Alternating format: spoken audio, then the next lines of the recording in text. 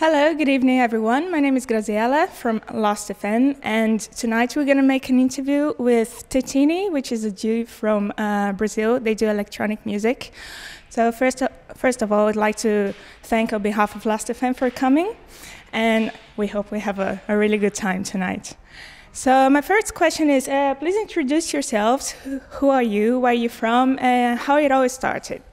My name is Bruno. I'm from São Paulo, and we started. Hi, I'm Eliette. I'm from São Paulo.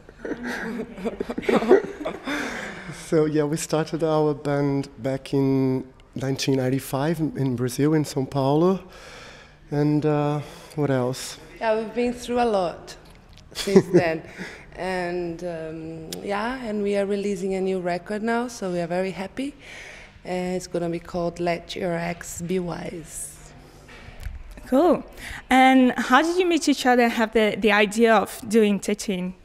Well, it was pretty much by chance. I was doing a soundtrack for a performance piece that Eliette was taking part, because back in São Paulo, Eliette was like a very interesting person from the performing art scene.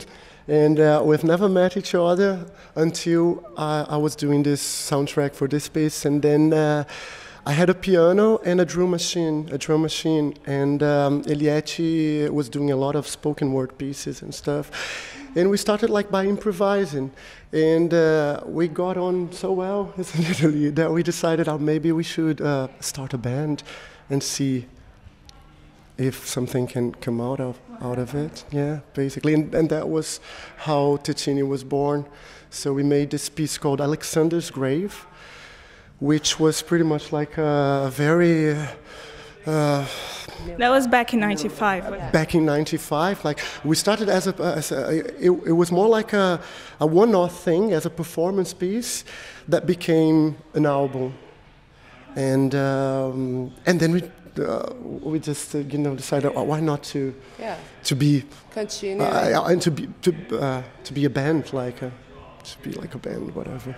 It's not like we never thought I would be a band. We thought like could be everything else, like as an art project, a performance thing.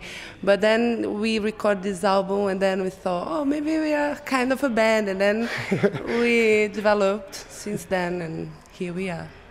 And 13 years on, you're still a band. That's great. Yeah, and still a band, and other things as well. I think that's the interesting bit about Tetine, I think, because we want to be a band and to be understood as a band, but we also, want to be understood as something else, which we are. Yeah. That's what we're gonna see tonight, I hope. Okay, and should I say Tetine or Tetine? And where does this name come from? Well, you can say Tetine in Portuguese, which is not a Portuguese word. Actually, it's a French word, and it's also an Italian word. But we say here Tetine. Yeah. In French, it's dummy. In Italian, it's like little tits. But in Portuguese, we like it because it's almost tits, but it's not tits, so it's kind of a tit. It produces milk, though. And it's like, something healthy.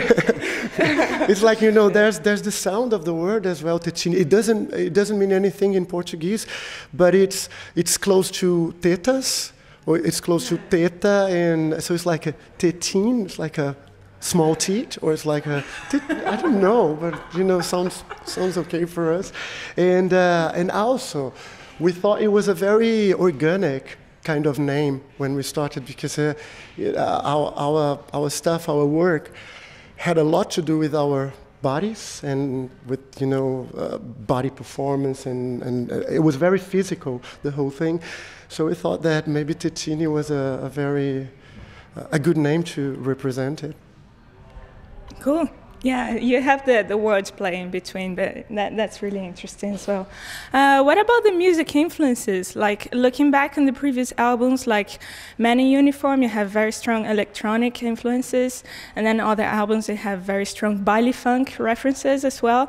So what are your main music influences, and what And where did you get the idea to make the whole album? Well, we have so many influences that I don't know. For me, for instance, as a musician, I used to love bands like I don't know. I used to love things like Arthur Lindsay and Lydia Lunch and you know, the whole no wave scene. I mean, I actually come from the post-punk scene from São Paulo and from Belo Horizonte. That was when I started as a musician. And but at the same time, I think we are influenced by so many things. It is not just about music, but it's about you know. It's about going to the laundry sometimes, you know, doing really domestic things and living in another city. I don't know. I think we are influenced by what we live, what we see, and that influence, like we get involved with things, and that's how we create. And sometimes it's a bit personal, but we mix with fiction. So the whole thing about like when we started, we had all this very experimental stuff going on. We still do very experimental stuff. I think we are very.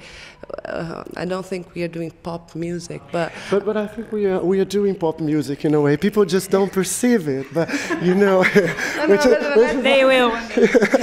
You know, that's the thing, because I mean, pop doesn't need to be that pop. You know, I don't think it needs to be obvious. Yeah, I don't think we do obvious music, but I think I think the influence, they are like from the things we live. Like when we start our radio show on Resonance FM in 2003, we really got involved with funk carioca in a way like. No, we were listening to that kind of music every day and trying to show, especially here, there was other kind of music coming from Brazil.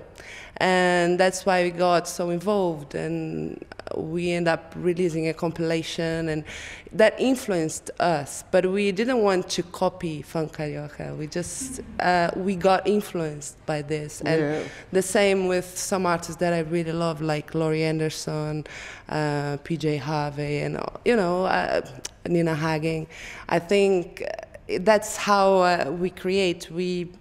We love, and then we get involved. It's sort of a celebration as well, you know, because your influence, they become part of your work as well, but they come out in a different way, because I mean, I don't want to sound like a guy doing no wave in 2008, whatever, you know. I think it's like, it's not about the sound, but it's about what you put in your music and how you put yourself into your music. And how it has influenced your sound. And how you receive all this influence. Yeah. And I think this was one thing that happened to us when we got into baile funk, for instance, because we got completely crazy with the whole favela scene, and for the first time we were like seeing something coming from Brazil that was really different from the whole story that we are all used to know, like, you know, the bossa nova thing and the tropicalia and this and that. It was like people producing really special music. For me, may I say, I think it's just it was the first time for me that I saw women with a different kind of attitude. And for me, that I came from this performance background, so for me it was the first time I saw something really strong that was like not just some nice girls, like they had like something to say, and that got me, you know, like from my heart. Like it was the same feeling I had when I was listening to Nina Hagen, for instance, you know, like powerful women talking what they believe and what they understand. And I think this is so cool about Brazil, because it's not like just some nice girls that don't know what to say Bossa nova. or whatever, you know, but you know, like with Bussy, sorry. I gotcha. It's interesting you mentioned that because I think you were involved in the past with the Sexual Life of the Savages, so which tells the story about the post-punk in Brazil back in the 80s.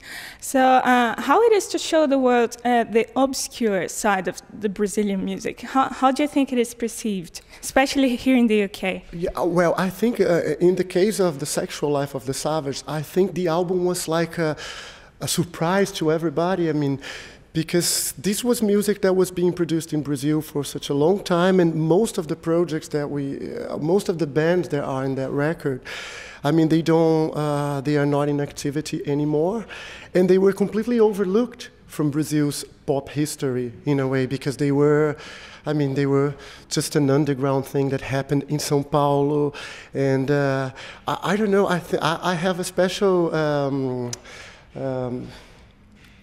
thing for that record because, in a way, I consider myself part of this scene, and that's how I got into electronic music as well. So all the artists that are there were artists that influenced me a lot and that I respect profoundly. And in Brazil, they were not recognized the way they should have been. And I think it was like a surprise, and it was nice that we managed to put that out through a nice label like Soul Jazz Records, which is a cool label.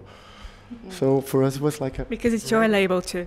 It's our label. I mean, yeah, fantastic, but but it's a label that we really respect. I mean, we've worked with lots of labels in the past, like mainly small labels, nothing that like, never like big labels, but all the small labels that we worked with. I think so, yeah. I mean, and I think Soul Jazz is very special. I mean, I'm a big fan of them. Yeah, so am I. Great stuff. And just to finish up, and what are the future projects? I think I have a single that just came out. I Go to the Doctor, with a CSS remix as well.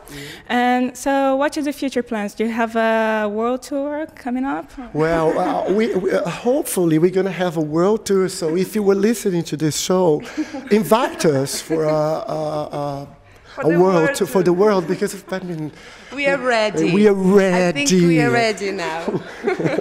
And what else? Yeah, so we are releasing the album, actually the whole album, in 4 weeks' time after the single. Yeah, so there's an album coming out called Let Your Access Be Wise, and it's a totally new record with a different Tetine, and also some stuff that we did in the past as well, which things that were really overlooked, like some strange dark sambas that we produced like back in 2001, and I think since we were having this opportunity to release with Soul Jazz, we thought that we should show who we really are.